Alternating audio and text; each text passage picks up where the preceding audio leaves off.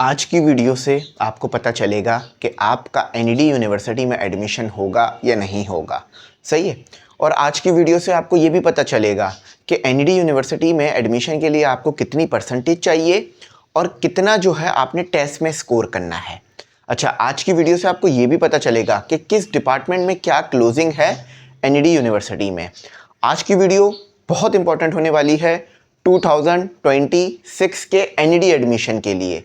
अच्छा, एक और चीज़ मैं आपको बता दूं कि मैंने आपको साथ ही साथ आज की वीडियो में ये भी बताना है कि आपने तैयारी करनी कैसे है, क्योंकि अभी बहुत सारे बच्चे एनईडी का सपना देख रहे हैं लेकिन तैयारी नहीं कर रहे हैं, तो उस सपने को इंशाल्लाह मैंने पूरा कराना है। अच्छा, एक और बात जो कि इम्पॉर्टेंट है कि एनईडी के हमारे न्यू बैच शुरू हो गए हैं जो कि हमारे क्रैश बैच हैं। ठीक है, एनईडी के लिए क्रैश बैच जो है वो हमारे शुरू हो गए हैं, जिसमें हम आपको कंप्लीट प्रिपरेशन दे रहे हैं जीरो से लेकर कंप्लीट हीरो तक। ठीक है, फर्स्ट चैप्टर से शुरू हो रहा है दोबारा प्रिपरेशन में तमाम चीज़ों का, तो आप लोग इसमें एनरोल ज़रूर कर लो। अच्छा, इसमें आपको तमाम चीज़ें मिलेंगी, लेक्चर्स, लाइव क्लास और इसके अलावा एमसीक्यूज बुक्स और इसके अलावा टेस्ट, पास पेपर और इसके अलावा जो है आपको कंप्लीट प्रिपरेशन हम देंगे। तो आप लोग इसमें एनरोल कर लो। फीस 4,500 लिखी हुई है लेकिन फीस 4,000 है।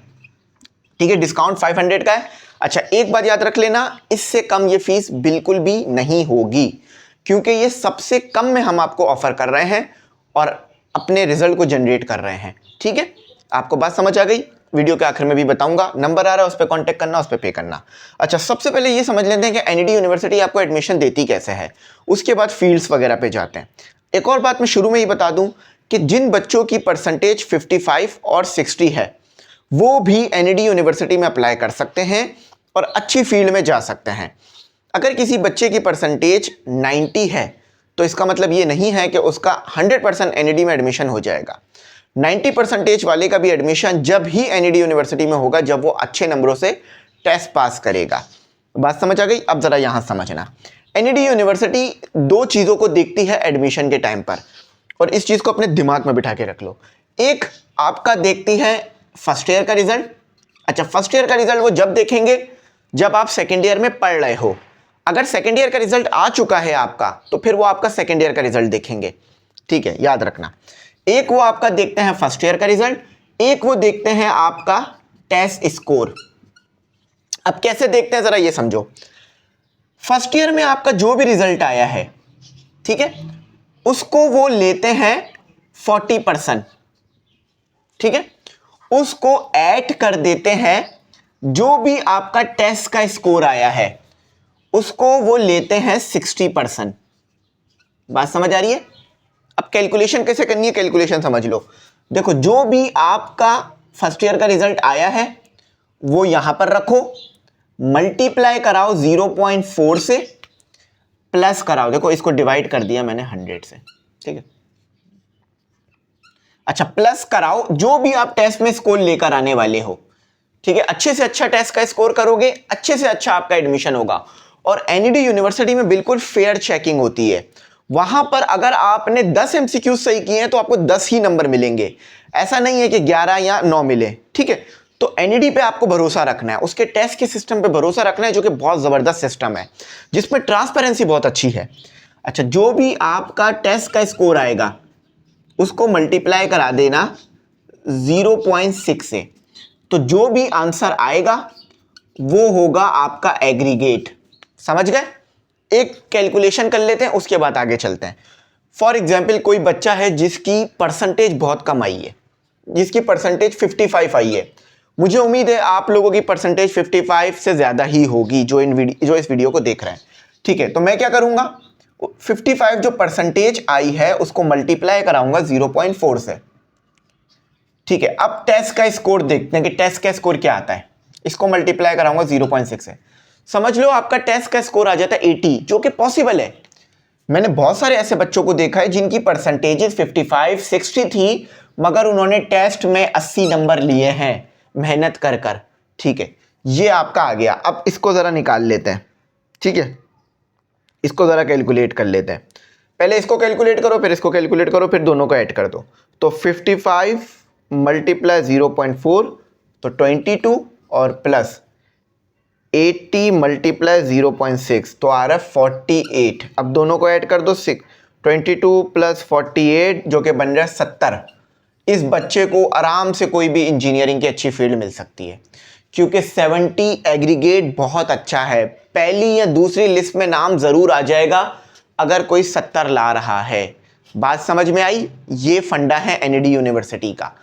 अब अगर आपने उल्टा किया, यानी अगर आपकी परसेंटेज थी बहुत अच्छी, 80 परसेंटेज थी, ठीक है, और आप जो है वो टेस्ट में लेकर आ रहे हो 55 पासिंग मार्क्स, तो एडमिशन मुश्किल हो जाएगा। बात समझ में आ रही है? तो आपने क्या करना है, आपने बेस्ट करना है अपना टेस्ट के अंदर। परसेंटेज 60 थी, 55 थी, कोई मसला नहीं है, अच्छी इंजीनियरिंग फील्ड मिल सकती है 60-55 में आपको। बात समझ आ गई? अब मैं आपको बताता हूं। अच्छा, मैं जो आप लोगों को परसेंटेजेस बताऊंगा, ठीक है, उसको आपने दिमाग में रखना है। टेस्ट का स्कोर अच्छा करना है, इसको अपने पास लिख के रख लो, ठीक है। हिसाब लगा लो। अब मैं आपको बताने जा रहा हूं डिपार्टमेंट के बारे में, उसको सुन लो और हिसाब लगा लो कि कितना आपने टेस्ट में स्कोर करना है। वैसे तो अमूमन तमाम बच्चों ने एक ही दिमाग बनाना है कि हमने कम से कम भी 55 पे जाना है, 55 से कम में हमारा कुछ नहीं होगा, ठीक है। ज़रा इसको हम रिमूव कर लेते हैं, ज़रा इसको हम रिमूव कर देते हैं, ठीक है। अच्छा, अब आ जाते हैं हम एनईडी यूनिवर्सिटी की कुछ बेहतरीन फील्ड्स की तरफ, जिसमें आपको एडमिशन के लिए कितनी परसेंटेजेस चाहिए होंगी।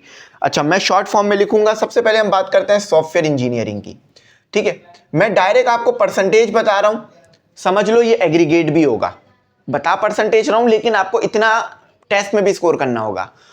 इधर आपको चाहिए है 86। अगर 86 के करीब करीब आपकी परसेंटेज हुई, 87 या 86, तो आपको एनईडी यूनिवर्सिटी में सॉफ्टवेयर इंजीनियरिंग मिल जाएगी। अच्छा, ये बात याद रखना, अगर 86 परसेंटेज ला रहे हो तो 86 ही आपने टेस्ट में स्कोर भी करना है, ठीक है। ये अगर परसेंटेज है तो टेस्ट का स्कोर भी इतना होना चाहिए। ऐसा नहीं है कि सिर्फ परसेंटेज 86 ले आओ और टेस्ट में 50 नंबर लेकर आ रहे हो। मैंने पहले ही समझा दिया कि सिर्फ परसेंटेज मैटर नहीं करती, टेस्ट भी मैटर करता है। तो अगर परसेंटेज 86 है तो टेस्ट में स्कोर भी 86 होना चाहिए, जब जाके एडमिशन होगा। अगर परसेंटेज 86 हुई और टेस्ट में 50 हुआ तो एडमिशन नहीं होगा। कहीं आप लोग ये दिमाग में बिठा लो कि सर ने कहा था कि परसेंटेज 86 चाहिए। नहीं, परसेंटेज 86 नहीं चाहिए, परसेंटेज प्लस टेस्ट का स्कोर 86 चाहिए। यानी 86 ही परसेंटेज होनी चाहिए और 86 ही टेस्ट में स्कोर होना चाहिए। अब आई होप आप समझ गए होंगे, ठीक है। और सब में ऐसा ही होगा। अच्छा, कंप्यूटर सिस्टम इंजीनियरिंग, जिसे हम बोलते हैं CIS और CS कह रहे होते हैं, इसमें भी आपको 85 के करीब करीब ही लाना होगा 2026 में एडमिशन के लिए। समझ गए? इसी तरह से सारे डिपार्टमेंट डिस्कस करते हैं इंशाल्लाह। ज़्यादा टाइम नहीं लेता हूँ, जल्दी करते हैं। अच्छा, कंप्यूटर साइंस या BSIT जिसे हम कहते हैं, इसमें भी आपको 84 या 85 ही चाहिए होगी, तो 85 से 84 पे ले जाते हैं। कंप्यूटर की फील्ड में बहुत डिफरेंस नहीं आता, जस्ट 1-2 परसेंटेज इसका डिफरेंस रहता है, सही है। अच्छा, अब आ जाते हैं डेटा साइंस पर, जिसे मैं DS लिख रहा हूँ। डेवलपमेंट स्टडीज भी होता है, वो अलग है, डेटा साइंस है ये। इसमें आपको चाहिए होगा 84, ठीक है, या 83 भी चल सकता है। तो मैं एक ही नंबर बताता हूं ताकि आपको ज़्यादा कंफ्यूजन ना हो। अच्छा, उसके बाद आ जाते हैं AI, आर्टिफिशियल इंटेलिजेंस के ऊपर, जिसमें आपको अगेन 85 to 84 ही चाहिए होगा, क्योंकि AI पहले तो कम पे क्लोज हो जाती थी, मगर अब ज़्यादा पे क्लोज हो रही है। अभी कराची यूनिवर्सिटी में UBIT में भी AI हाई गई है, तो AI का दौर है, तो AI हाई जा रही है, ठीक है। अब आ जाते हैं साइबर सिक्योरिटी, जिसे हम बोलते हैं CY, साइबर सिक्योरिटी। इसमें आपको चाहिए होगी कम से कम भी 84, बहुत अच्छी फील्ड है, ठीक है। अब आ जाते हैं गेमिंग के ऊपर हम, जिसे हम बोलते हैं GA, गेमिंग, ठीक है, गेमिंग एंड एनिमेशन। इसमें आपको 83 के करीब करीब परसेंटेज चाहिए होगी और टेस्ट का स्कोर भी 83 होना चाहिए, तो आपको ये GA मिल जाएगा। अब आ जाते हैं इंजीनियरिंग की फील्ड के ऊपर। अब हम इंजीनियरिंग की फील्ड के ऊपर बात करते हैं, ठीक है। अच्छा, इंजीनियरिंग के अंदर आपको चाहिए होगी, अब यहां से थोड़ा कम पे आ जाओ, 80 चाहिए होगी आपको इलेक्ट्रिकल इंजीनियर में जाने के लिए। अब देखो, मैं ये नहीं कहना कि सर आपने 80 कहा था, हो सकता है कि 79 पर भी हो जाए, हो सकता है कि 81 हो जाए, लेकिन ऐसा नहीं होगा कि 60 पे हो रहा होगा, 70 पे हो रहा होगा, ऐसा नहीं होगा। मैं जो बता रहा हूं ना उसके करीब करीब होगा। बहुत ज्यादा ऊपर गया तो 82, बहुत ज्यादा नीचे गया तो 78, बस। बहुत बड़ा डिफरेंस नहीं बता रहा मैं आपको, ठीक है। ऐसा नहीं होगा कि मैंने 80 बोला और क्लोज 70 या 60 पे हो गया, ऐसा नहीं हो सकता, ठीक है, पहले ही बता रहा हूं। अच्छा, अभी हम इलेक्ट्रिकल इंजीनियरिंग की बात कर रहे थे, तो यहां लिख लेते हैं इलेक्ट्रिकल, ई लिखा जाता है इलेक्ट्रिकल इंजीनियरिंग के लिए, ठीक है। EL लिखा जाता है इलेक्ट्रॉनिक इंजीनियरिंग के लिए, ठीक है, जिसमें मैं हूं इलेक्ट्रॉनिक इंजीनियरिंग में। इलेक्ट्रिकल इंजीनियरिंग जो कि आपको चाहिए होगी 80, ठीक है। आप आ जाते हैं इलेक्ट्रॉनिक इंजीनियरिंग का। देखा जा रहा है कि ट्रेंड बहुत ज़्यादा हाई हुआ है, हो सकता है मेरी वजह से हाई हुआ हो, ठीक है, मैं भी काफ़ी से प्रमोट कर रहा होता हूँ। तो इसमें भी आपको 81 या 82 चाहिए होगी। 84 वाले बच्चों ने इसमें अप्लाई करा है, ठीक है। अच्छा, मैकेनिकल इंजीनियरिंग में आ जाते हैं। मैकेनिकल इंजीनियरिंग में आपको चाहिए होगी 75 के करीब करीब में। इसमें कम हो गई है परसेंटेजेस, पहले ज़्यादा थे, पता नहीं क्यों मैकेनिकल इंजीनियरिंग की तरफ ध्यान नहीं जा रहा। इंडस्ट्रियल इंजीनियरिंग पहले जो है वो पीछे रहती थी।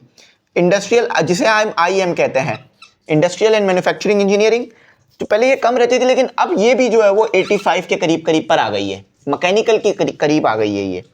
अच्छा, अब आ जाते हैं केमिकल इंजीनियरिंग, जो कि केमिस्ट्री वालों का जो है वो ज़्यादातर रुझान होता है।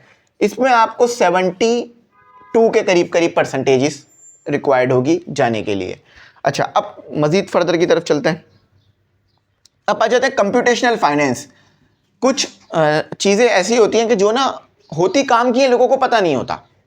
फॉर एग्जाम्पल, एक औजार है जिससे आप कील को भी ठोक सकते हो, कील को निकाल भी सकते हो और मजीद काम कर सकते हो, मगर लोगों को वो इस्तेमाल करना नहीं आता। इसी तरह ये कंप्यूटेशनल फाइनेंस की फील्ड है, ये कंप्यूटर साइंस की फील्ड है, लेकिन लोगों को पता नहीं होता, तो वो इसको छोड़ रहे होते हैं, इसकी क्लोजिंग कम जारी होती है, तो ये भी अब 75 के करीब करीब जाने लगी है। ये इंजीनियरिंग की फील्ड नहीं है, सही है, याद रखना, नाम से ही पता चल रहा है। अच्छा, अब आ जाते हैं telecommunication engineering. Telecommunication engineering के लिए आपको 70 के करीब करीब में चाहिए होगी परसेंटेज, ठीक है। यहाँ 72 भी कर लो, 72 कर लो, क्योंकि थोड़ी ये बढ़ भी जाती है कभी कभार। अब आ जाते हैं सिविल इंजीनियरिंग, इसमें आपको 70 चाहिए होगी, 70 में आपकी हो जाएगी। अब आ जाते हैं टेक्सटाइल इंजीनियरिंग, इसमें भी 70 में आपका हो जाएगा आराम से, ठीक है। अब आ जाते हैं फूड इंजीनियरिंग, इसमें भी आपका 72 में आराम से हो जाएगा, ठीक है। अब आपको चाहिए आर्किटेक्चर, ये 73 पे ले आओ, 73 में आर्किटेक्चर में आपका हो जाएगा। यहाँ 70 भी कर लो, बल्कि 70 कर लो, कभी कम हो जाती है, कभी ज़्यादा हो जाती है।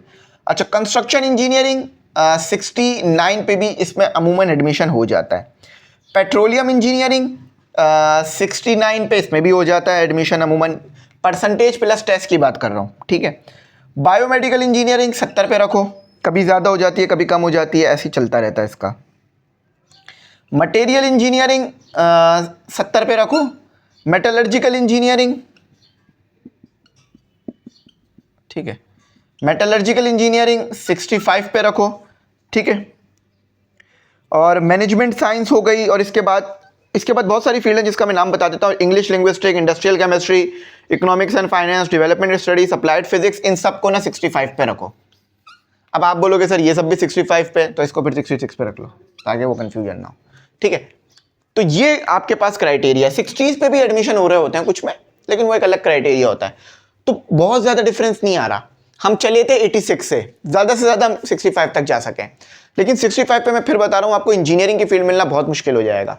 इंजीनियरिंग की फील्ड 70 के करीब करीब में बंद हो जाती हैं, तो 60s में आओगे ना तो फिर वो नॉन इंजीनियरिंग फील्ड्स मिलना शुरू हो जाएंगी, जिसमें डेवलपमेंट स्टडीज़ है, इंडस्ट्रियल केमिस्ट्री है, टेक्सटाइल साइंस है, अप्लाइड फिजिक्स है, इंडस्ट्रियल केमिस्ट्री डिस्कस कर ली ना, हाँ। इसके अलावा जो है वो इंग्लिश लिंग्विस्टिक्स हैं, ये फील्ड्स मिलने लगती हैं फिर, लेकिन ये भी बुरी नहीं है, अल्हम्दुलिल्लाह ये भी फील्ड अच्छी है, लेकिन बस वो एक रुझान है हमारे माशरे में कि इंजीनियर या डॉक्टर, इसके अलावा फिर बाकी अगर कुछ पढ़ रहे हो तो शायद इतना अच्छा नहीं कर सकोगे। ऐसा नहीं है, आप साबित करके दिखाओ कि मैं नॉन इंजीनियरिंग फील्ड से भी अपना नाम इंजीनियर से अच्छा बना सकता हूँ। पाकिस्तान में या पूरी दुनिया में पता नहीं कितने लाखों करोड़ों इंजीनियर होंगे, ठीक है, और डॉक्टर्स भी होंगे इतने ही लाखों, लेकिन क्या हम सबको जानते हैं? ऐसा नहीं है। हाँ, लेकिन जब नाम के आगे इंजीनियर या डॉक्टर लगता है तो क्रेडिबिलिटी बढ़ जाती है इंसान की, इंसान का जो कद है वो डबल ट्रिपल हो जाता है, तो एक बहुत अच्छी चीज़ है। तो मैंने आपको चीज़ें बता दी, सब कुछ गाइड कर दिया, अब आप लोगों के ऊपर है कि आपने मेरी बात को ज़रा समझना है, सुनना है, सीखना है।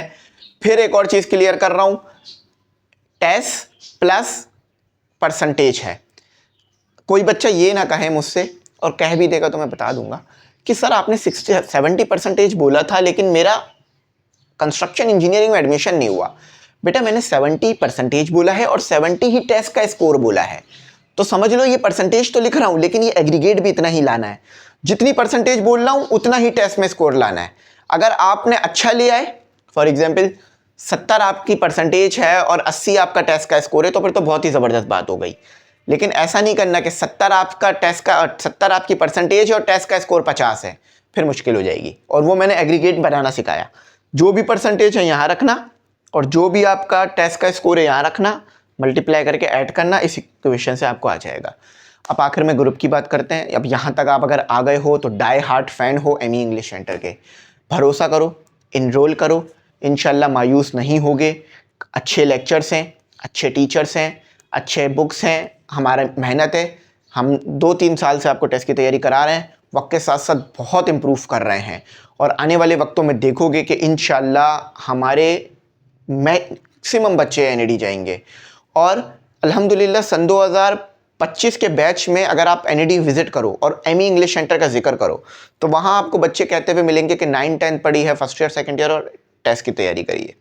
बेशक और प्लेटफॉर्म भी करा रहे हैं, वो भी अच्छा करा रहे हैं तैयारी, मैं उनको नहीं कहता। हमारी अपनी एक स्पेशलिटी है, उनकी अपनी एक स्पेशलिटी है। तो अगर आपको वहाँ अच्छा लगे तो आप बिल्कुल वहाँ से पढ़ें, अगर आपको यहाँ एक बार अच्छा लगे तो आप यहाँ से पढ़ें। टेस्ट अनाउंसमेंट होने वाली है, टेस्ट में लेने वाला हूँ, तो उसको भी अप्लाई करना। Thanks for watching. अल्लाह हाफिज़। कीमती दुआओं में ज़रूर याद।